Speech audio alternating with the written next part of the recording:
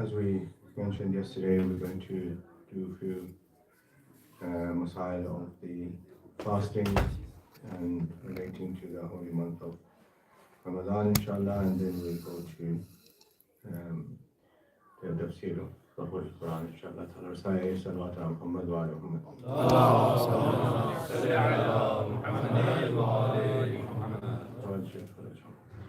With regards to the masail of fasting, as we mentioned yesterday as well, that there are some important rules regarding fasting, which is different to other acts of worship. Of course, we know that, for example, if one misses the fasting intentionally, then there's kafara as well as to do the other.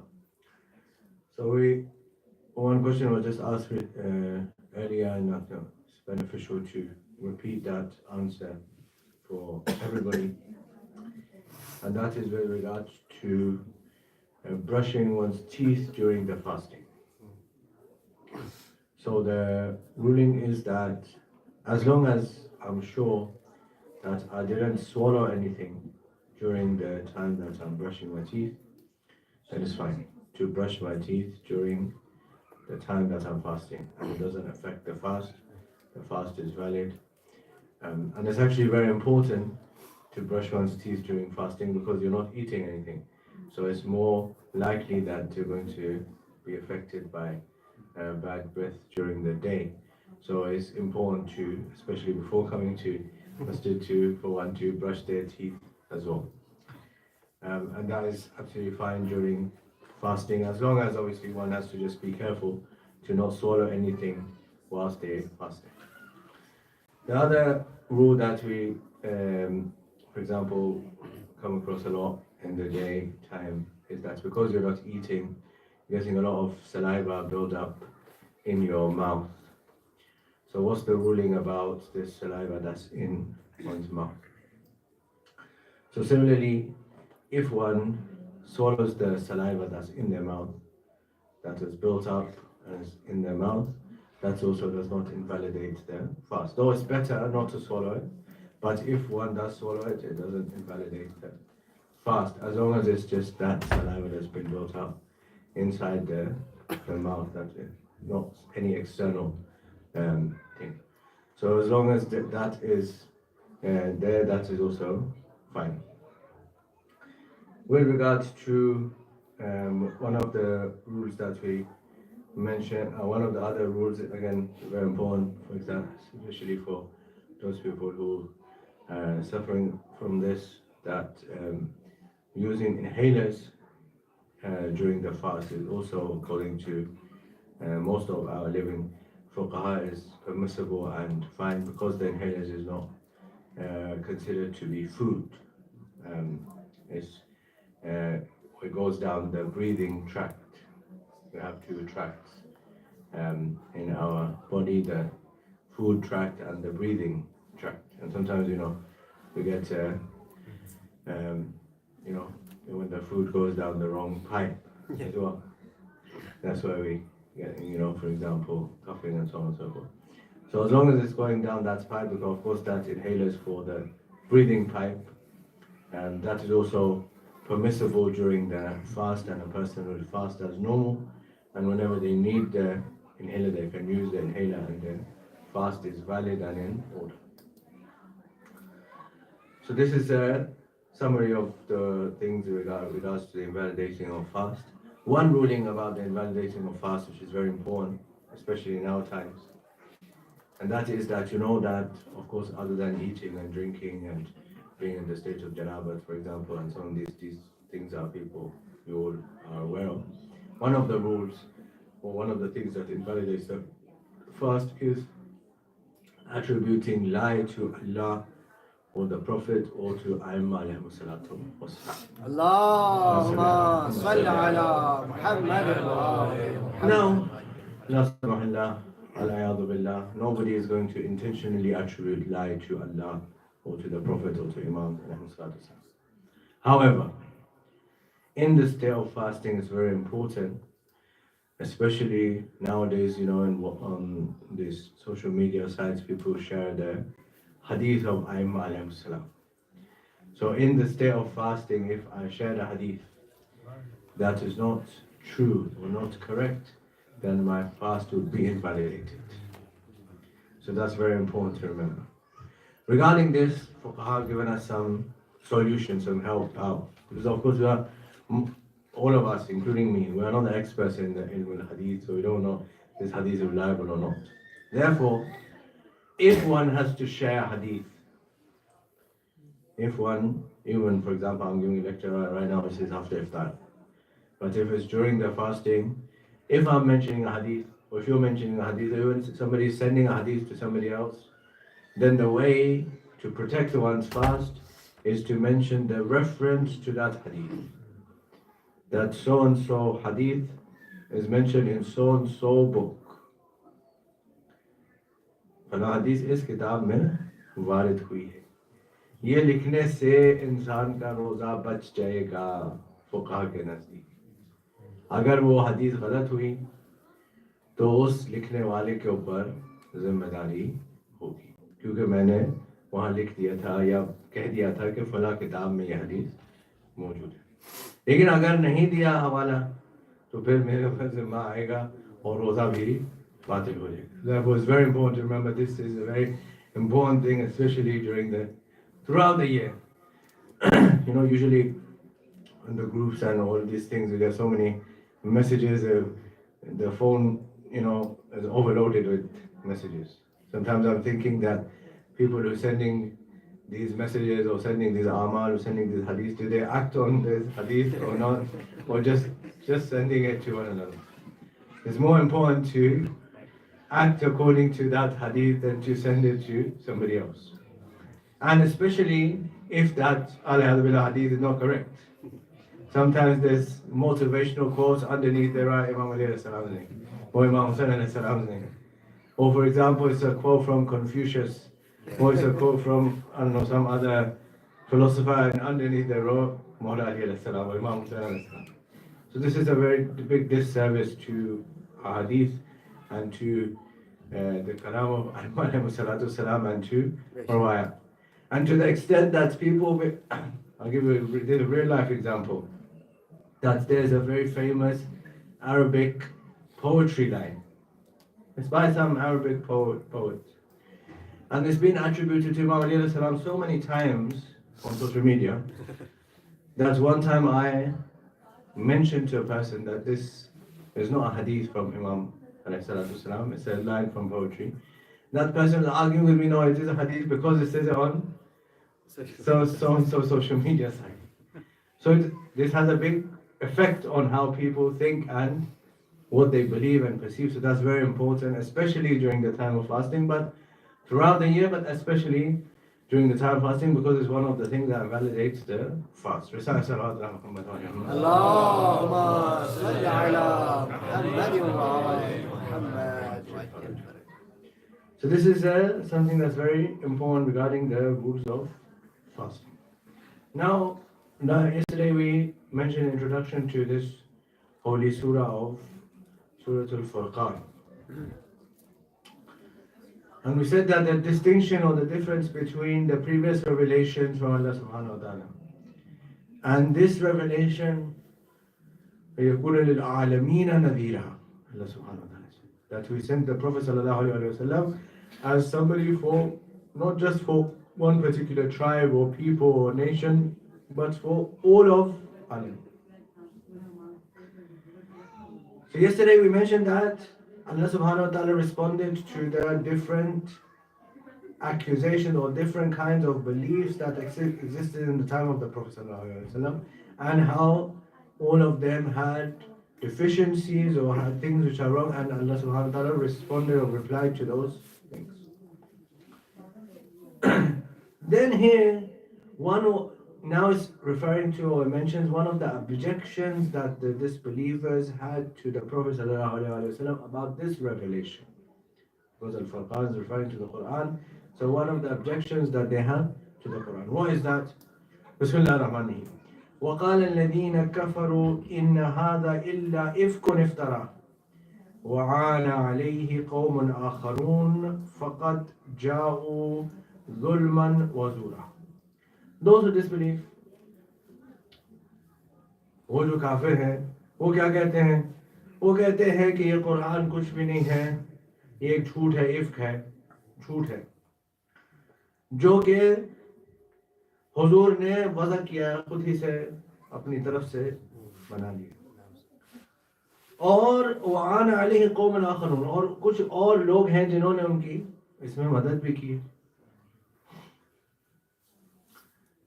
وجاؤ ظلما وزورا، اور یہ ظلم ہے، زور ہے، یعنی کہ اس میں کوئی حقیقت نہیں ہے. کچھ لوگوں نے مل کر کے حضور کو کی مدد کر کے ایک کتاب کو، ایک کلام کو وضع کر دیا.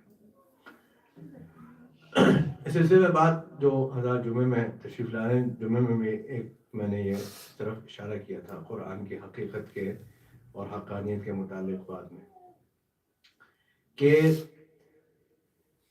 وہاں پر کلام لٹکے ہوتے تھے، کعبے کے اوپر کلام لٹکے ہوتے تھے. وہ کلام اتنے مشہور ہیں کہ آج بھی عربی ادب کے اندر ان کو پڑھایا جاتا ہے.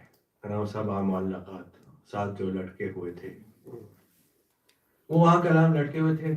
وہاں پر حضور نے جا کر کے سورہ کوثر کو لٹکا دیا تھا. جہاں وہ سارے کلام لٹکے ہوئے تھے وہاں پر حضور نے سورہ کوثر کو لٹکا دیا تھا. جب وہ آئے، ہم اور آپ کی بات نہیں ہونی ہے، وہ آئے جن کے کلام لٹکے ہوئے تھے، انہوں نے آ کر کے دیکھا اپنے کلام لٹکے ہوئے تھے، ساتھ میں ایک اور کلام لٹکا ہوا ہے. تو انہوں نے اس کلام کو دیکھ کر کے کہا ما ھذا کلام البشر، یہ بشر کا کلام نہیں ہے.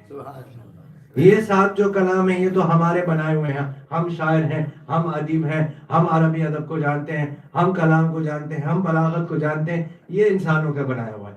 یہ جو کلام یہ لٹکا ہوا ہے ما ھذا کلام البشر، یہ بشر کا کلام نہیں ہے، یہ خدا کا کلام ہے. صلوات پڑھیں محمد اللہم صل علی محمد وآل محمد. یہ بشر کا کلام ہی نہیں ہے. یہ کون کہہ رہا ہے؟ یہ وہ کہہ رہے ہیں کہ جو ایمان نہیں لائے ہیں.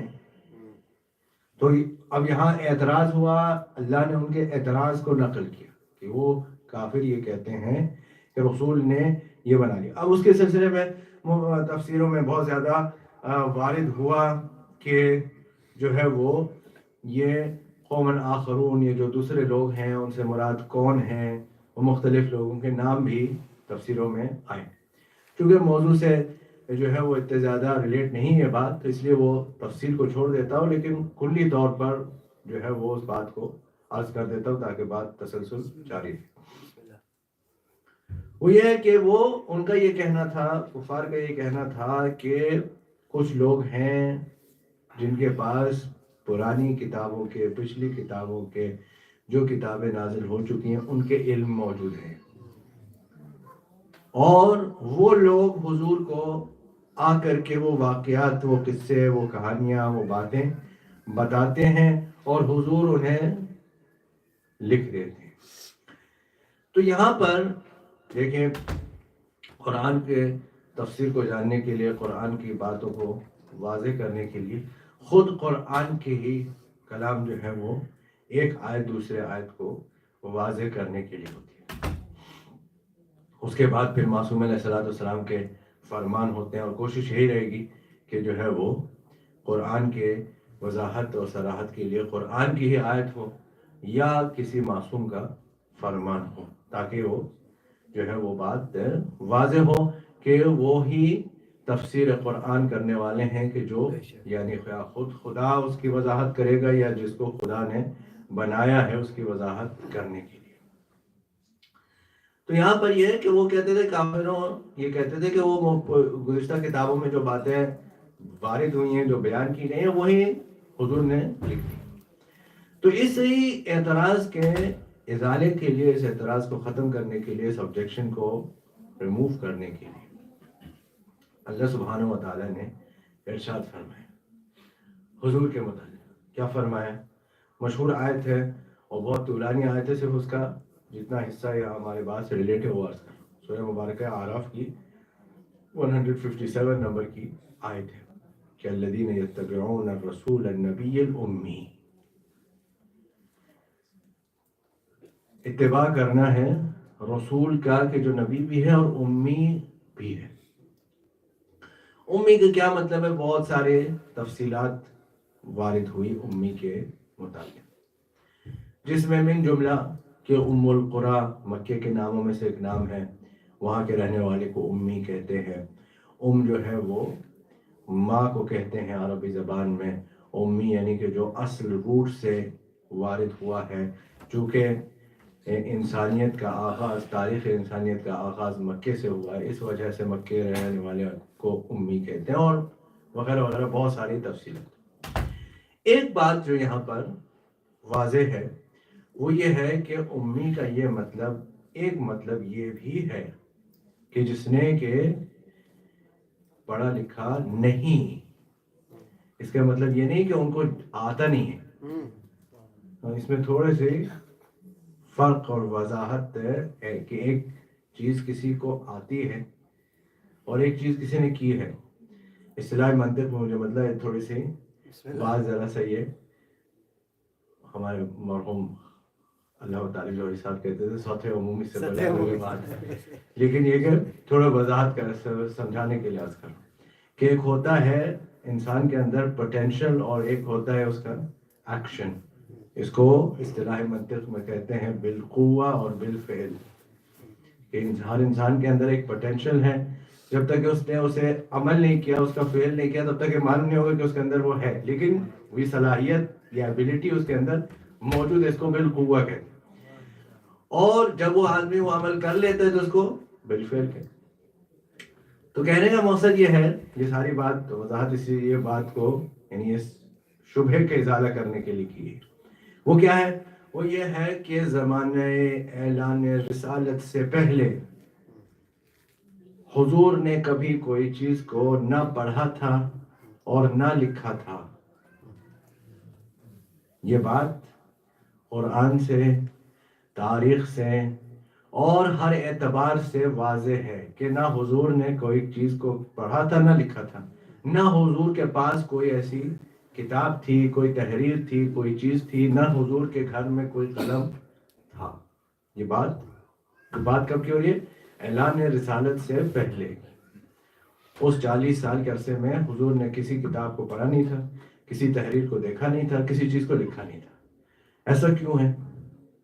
ایسا اس لیے ہے تاکہ اس بات کا جواب دیا جا سکے کہ وہ یہ کہیں گے کہ حضور نے فلاں کتاب میں سے پڑھ لیا، حضور نے فلاں تحریر میں سے جان لیا، حضور نے فلاں آدمی کے کہنے پر یہ بات کو لکھ دیا، جب کسی چیز کو پڑھا ہی نہیں، جب انسانوں سے کسی چیز کو پڑھا ہی نہیں، جب تحریر کیا ہی نہیں، جب کوئی کتاب تھی ہی نہیں، کوئی کاغذ تھا ہی نہیں، کوئی قلم تھا ہی نہیں، تو پھر کوئی سوال ہی نہیں پیدا ہو سکتا کہ کسی سے حضور نے کوئی چیز کو سیکھا ہو۔ واضح ہے؟ کسی چیز کو حضور نے کسی سے سیکھا ہو۔ ہاں، اس کا اس وجہ سے کچھ لوگوں کو یہ اشتباہ ہو گیا کہ حضور کو لکھنا پڑھنا آتا نہیں ہے۔ اس میں باریک سا لیکن واضح سا فرق ہے کہ حضور نے کچھ لکھا یا پڑھا نہیں تھا اور حضور کو آتا تھا پڑھنا یا لکھنا، یہ الگ موضوع ہے۔ یہاں موضوع بات یہ ہو رہی ہے کہ حضور نے کسی چیز کو پڑھا یا لکھا نہیں تھا، یہ وحی کی حفاظت کے لیے تھا، تاکہ یہ حفاظت ہو کہ جب وحی نازل ہو تو یہ کہا جا سکے کہ حضور نے پڑھا تو نہیں، کسی چیز کو لکھا نہیں، نہ کوئی تحریر تھی، نہ کسی چیز کو تحریر کیا، یہ کوئی بھی چیز حضور کے پاس موجود نہیں تھی۔ جو بھی ہے وہ اللہ کی طرف سے نازل ہوئی چیز ہے جس کو وہ بیان کر رہے ہیں۔ اور ظاہر سی بات ہے کہ جس کو خدا نے پڑھا کر کے بھیجا اس سے ضرورت نہیں ہے کہ وہ کسی انسان سے کوئی چیز کو پڑھنے یا لکھنے کی ضرورت یا احتیاج رکھتا۔ صلوات پڑھیں محمد والا۔ اللہم صل علی محمد وعلی محمد۔ تو ان کا اعتراض کس بات پہ تھا؟ ایک تو اس بات پہ تھا، اس کا ازالہ تو یہ ہو گیا کہ حضور نے نہ کچھ لکھا نہ پڑھا۔ اب دوسرا اعتراض، وقالوا اساطیر الاولین اکتتبها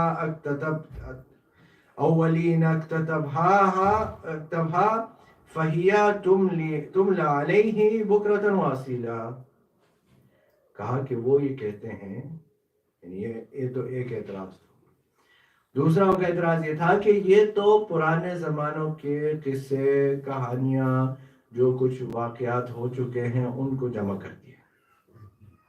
اساطیر الاولین یعنی پرانے زمانوں کی جو باتیں تھیں ان سب کو جمع کر کے لکھ دیا گیا ہے.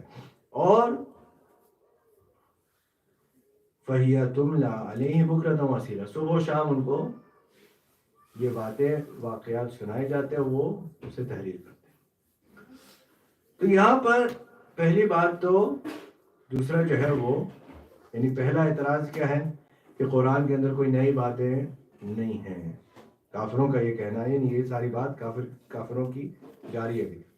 کافروں کا یہ کہنا ہے کہ نہ تو کوئی چیز جو ہے وہ قرآن میں کوئی نئی بات نہیں ہے، جو پرانے قصے کہانیاں ہیں جو کچھ بھی پہلے ہو چکا ہے وہی لکھ دیا گیا.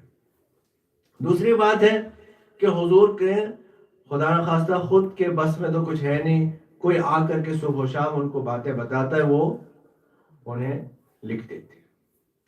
پھر تیسرا یہ ہے کہ جو ہے وہ انہیں لکھنا پڑھنا آتا ہے. کافروں کا یہ تین اعتراض ہے. تو اب ظاہری بات ہے کہ یہ پہلا اعتراض تو ان کا اسی بات سے جواب دیا جا رہا ہے.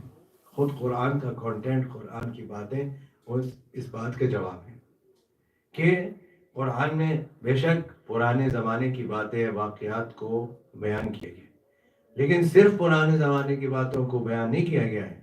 قرآن میں کچھ حال کی باتوں کو بھی بیان کیا گیا ہے، کچھ فیوچر کی باتوں کو بھی بیان کیا گیا ہے، اور قرآن میں وہ باتوں کو بھی بیان کیا گیا ہے جو نزول قرآن کے وقت پر لوگوں میں دریافت نہیں ہوئی تھی. مثلا کہ انسان کے تخلیق کے کیا کیا پروسیسز ہیں، یہ نزول قرآن کے وقت لوگوں کے اندر دریافت نہیں تھے کہ انسان کن کن مراحل سے گزر کر کے دنیا میں آتا ہے. یہ نزول قرآن کے وقت لوگوں کے اندر اس چیز کا علم نہیں تھا، لیکن قرآن میں اس چیز کا تذکرہ کیا گیا ہے. اسی طرح سے قرآن کے اندر فیوچر کے متعلق باتیں بیان کی گئی ہیں. ایک صرف اشارہ دے دیتا ہوں، شب قدر میں سورہ پڑھیں گے ہم لوگ 23 ماہ رمضان کی شب کو، سورہ روم. امام جعفر صادق علیہ السلام کے حدیث اللهم صل على محمد وآل محمد کہ من قرأ العنکبوت والروم فی 23 فی شہر رمضان وجب له الجنہ. جس کسی نے بھی سورہ عنکبوت اور روم کی تلاوت کی 23 ماہ رمضان کی شب، اللہ نے اس کے لیے جنت لکھ دی. اس سورہ کے اندر بہت ساری باتیں انشاءاللہ شب قدر والے دن میں اس کی تفصیل بھی بیان کریں گے، لیکن ایک صرف یہ جو قرآن کی حقانیت سے متعلق بات ہے وہ عرض کر رہا ہوں. وہ کیا ہے؟ وہ یہ ہے کہ سورہ مبارکہ روم جب نازل ہوا تو اس وقت پہ روم اور بائزنٹائن کے بیچ میں لڑائی ہو رہی تھی. روم اور بائزنٹائن کے بیچ میں جنگ ہو رہی تھی، اور بائزنٹائن روم کو شکست دے دی. اس لڑائی میں بائزنٹائن اور روم کی لڑائی میں بائزنٹائن نے روم کو شکست دے دیا. تو قرآن نے لکھا کہ ابھی تو روم والے کی شکست ہوئی ہے، لیکن کچھ دیر بعد ان کی جیت ہونے والی ہے. کچھ دیر بعد ان کی جیت ہونے والی ہے. جب روم کی فارس سے لڑائی ہوگی، ابھی ہوئی نہیں ہے، نزول قرآن کے وقت لڑائی نہیں ہوئی تھی. جب ان کی لڑائی ہوگی روم کی فارس کے ساتھ میں، تو فارس ہار جائیں گے، فارس شکست کھا جائیں گے، روم فتح یاب ہوں گے. یہ بات کی پیشن گوئی، اس کی پریڈکشن قرآن اس سورہ مبارکہ میں کر رہا ہے. اس کا نزول کر رہا ہے جو اس واقع ہونے سے پہلے کی بات ہے. صلوات پڑھیں محمد وعلیہ اللهم صل على محمد وآل محمد. اور ظاہر ہے کہ جیسا کہ مسلسل آپ کی خدمت میں عرض کیا گیا کہ قرآن کے خود فصاحت، اس کی بلاغت، اس کی زبان اور اس کے اندر جو کچھ کنٹینٹ بیان کیا گیا ہے وہ خود سب کے سب ایک ایک کر کے دلالت کرتے اس کے حقانیت کے اوپر کہ یہ کسی انسان کا، کسی آدمی کا، کسی عام ذہن کا بنایا ہوا کلام نہیں ہو سکتا، اور اس چیز کا اعتراف تو کافروں میں سے بھی لوگوں نے کر لیا تھا۔ صلوات پڑھنے محمد والے۔ اللہم صل علی محمد وآل محمد۔ تو اللہ نے اب اس بات کا جواب دیا ایک مختصر سی بات کے اندر، اور اگر سوچا جائے تو در حقیقت یہی بات، اور انشاءاللہ اسی پر بات کو آج کے حد تک تمام کرتے ہیں۔ اگر سوچا جائے تو در حقیقت یہی جو بات اس آیت میں 6 آیت کے اندر اللہ سبحانہ وتعالیٰ کر رہا ہے، یہی بات پورے قرآن کے حقانیت کے لیے کافی ہے۔ کیا ارشاد ہو رہا ہے؟ قل انزلہ الذی یعلم السر فی السماوات والارض انہ کان غفورا رحیما۔ میرے حبیب کہہ دیجئے کہ اس کو جس نے نازل کیا ہے وہ کون ہے؟ وہ ہے کہ جو زمین اور آسمان کے سارے راز کو جاننے والا ہے۔ بے شک۔ اس کو جس نے نازل کیا ہے، اس کلام کو جس نے اتارا ہے، وہ ہے کہ جو زمین اور آسمان کے جتنے راز ہیں ان سب کو جاننے والا ہے۔ یعنی اس کلام کے اندر وہ باتیں موجود ہیں جو راز کی ہیں، جو لوگوں کو معلوم ہی نہیں ہے۔ جب معلوم ہی نہیں ہے تو وہ اسے وضع کر نہیں سکتے۔ اسی چیز کو انسان وضع کرے گا، اس چیز کو بنائے گا جس کے بارے میں متعلق علم ہوگا۔ جس چیز کے بارے میں علم ہی نہیں ہے اس چیز کو انسان کیسے بنا سکتا ہے؟ کر نہیں سکتا، یہ ممکنات میں سے نہیں۔ تو اللہ نے بتا دیا، یعنی در حقیقت حقانیت قرآن کے لیے بات کافی ہے کہ اس کے اندر وہ چیزیں ہیں کہ جو زمین اور آسمان کے راز ہیں، اور جو کوئی بھی ان راز کو جانتا ہے اس نے اس کو نازل فرمایا ہے۔ ہاں، اس کے آخر میں جو بات بیان کی گئی ہے وہ بہت لطیف سی ہے، اس پر انشاءاللہ آج کے گفتگو آج کے حد تک تمام کرتے ہیں۔ وہ کیا ہے؟ وہ یہ ہے کہ جب آخر میں یہ بات آتی ہے قرآن کی کسی بھی آیت کے اختتام کے اوپر کہ اللہ کی کچھ جو ہے وہ اسماء اور اس کے صفات کا تذکرہ کیا جائے، تو ضرور بے ضرور وہ اس آیت کے جو موضوع ہوتا ہے، اس کے جو ٹاپک ہوتا ہے، اس سے ریلیٹ ہوتی ہے۔ اس آیت کے آخر میں کیا آیا؟ انہو کان غفور رحیما۔ وہ تو ہے ہی معاف کرنے والا، رحم کرنے والا۔ سبحان اللہ۔ اب یہاں پر راز کی بات آئی اور معاف کرنے والا، رحم کرنے والا، ان دونوں کا آپس میں کیا ریلیشن ہے، کیا تعلق ہے؟ تو اللہ سبحانہ وتعالیٰ کی طرف سے یہ میسج ہے، یہ بات ہے کہ ہاں، آج وہ لوگ کہ جو قرآن کے اوپر شک کر رہے ہیں، اگر ان کو اس چیز سے احساس ہو جائے، ریئلائز ہو جائے کہ یہ ان کا کلام نہیں ہے، حضور کا بنایا ہوا نہیں ہے، سرکار کا بنایا ہوا نہیں ہے، بلکہ اللہ کا کلام ہے، تو وہ ایسا نہ سوچیں کہ ابھی کل تک تو ہم یہ کہہ رہے تھے کہ یہ ان کا بنایا ہوا ہے، آج ہمیں ریئلائز ہو گیا، آج ہمیں سمجھ میں آ گیا، آج ہمیں پتہ چل گیا کہ یہ تو ان کا بنایا ہوا نہیں ہے، یہ تو اللہ کا بنایا ہوا ہے۔ تو اب اللہ کی بارگاہ میں کیسے جائیں؟ اب اس کی بارگاہ میں کیسے جائیں کہ جب کل تک یہ کہہ رہے تھے کہ یہ تو ان کا بنایا ہوا ہے؟ تو اب اس چیز کو، یعنی انسان کی فطرت کے مطابق ہے یہ بات۔ انسان کیا ہوتا ہے؟ اکثر ایسا ہوتا ہے کہ انسان صحیح بات کو ریئلائز کر لیتا ہے، اس کے دل و دماغ میں یہ بات اتر جاتی ہے کہ یہ بات صحیح ہے، لیکن اس کا ایگو بیچ میں آ رہا ہوتا ہے کہ اب میں اس کے سامنے کیسے جاؤں، اب میں اتنے سال اس چیز کو صحیح مانتے ہوئے اب اس کو غلط کیسے کہہ دوں، اتنے سال اس چیز کو غلط مانتے ہوئے اسے صحیح کیسے کہہ دوں؟ نہیں، اللہ سبحانہ وتعالیٰ کہہ رہا ہے کہ دیکھو، اگر تمہارے دل و دماغ میں یہ بات آ جائے کہ قرآن وہ ہے کہ جس کو نازل کرنے والا وہ ہے کہ جو زمین اور آسمان کے راز کو جانتا ہے، جس وقت بھی تمہارے دماغ میں یہ بات آ جائے، جس وقت بھی دل میں یہ بات اتر جائے، جس وقت بھی ایمان آ جائے، تو یہ یاد رکھنا کہ وہ تو ہے ہی معاف کرنے والا، رحم کرنے والا۔ اس چیز کو یاد رکھنا کہ وہ تو ہے ہی معاف کرنے والا۔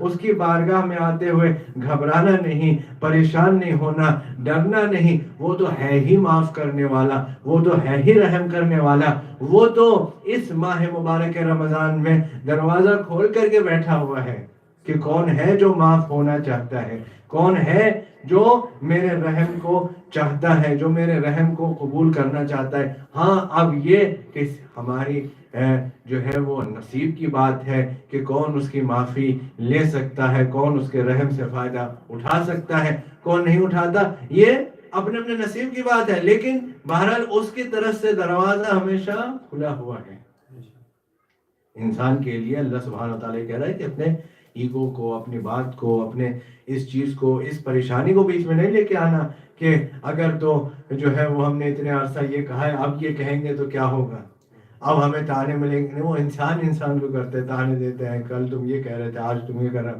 اللہ ایسا نہیں کرتا۔ اللہ کی بارگاہ میں ایسا نہیں ہے۔ اللہ کی بارگاہ میں یہ ہے کہ جو کوئی بھی ایمان لے آیا، جو کوئی معافی چاہتا ہے، اللہ اسے معاف کرنے والا ہے، اللہ اس پر رحم نازل کرنے والا ہے۔ یہ بات بتا دی کہ دیکھو اس کی شرط یہ ہے کہ کوئی آئے تو معافی مانگنے کے لیے، کوئی آئے تو اس کی بارگاہ میں، کوئی سوال تو کرے اس کے سامنے آ کر کے، پھر دیکھے کہ وہ اسے عطا کرتا ہے یا نہیں کرتا۔ انشاءاللہ تعالی اسی بات یہاں سے جو اگلا موضوع جو شروع ہو رہا ہے اس 7ویں آیت سے، وہ بات قرآن کے متعلق کی گئی، اس کا نازل کرنے والا کون ہے۔ اب یہ دوسرا ان کا اعتراض آ رہا تھا حضور کے متعلق کہ حضور ان کو کیوں رسول بنائے، ان کو کیوں پیغمبر بنائے۔ یہ پرانا اعتراض ہے۔ پرانے زمانے میں بھی جو ہے وہ کہتے تھے فلاں کو کیوں پیغمبر بنایا، فلاں کو کیوں رسول بنایا، فلاں کو کیوں حاکم بنایا، فلاں ہمارے کسی رشتہ دار کو بنا دیتے، کسی پیسے والے کو بنا دیتے، کسی اس کو بنا دیتے، اس کو کیوں بنایا۔ تو اللہ سبحانہ وتعالیٰ یہ بتائے گا کہ ہم نے رسول کو کیوں بنایا ہے، اور ان کو اس طرح سے ان کو کیوں بنایا ہے، اور ان کو اس طرح سے کیوں رکھا ہے جس حال میں نے رکھا ہے۔ اس کی بات انشاءاللہ کل سے آئے گی۔ وصلی اللہ علی سیدنا محمد وآلہ الطیبین الطاہرین المعصومین۔ اللہم صلی علی محمد۔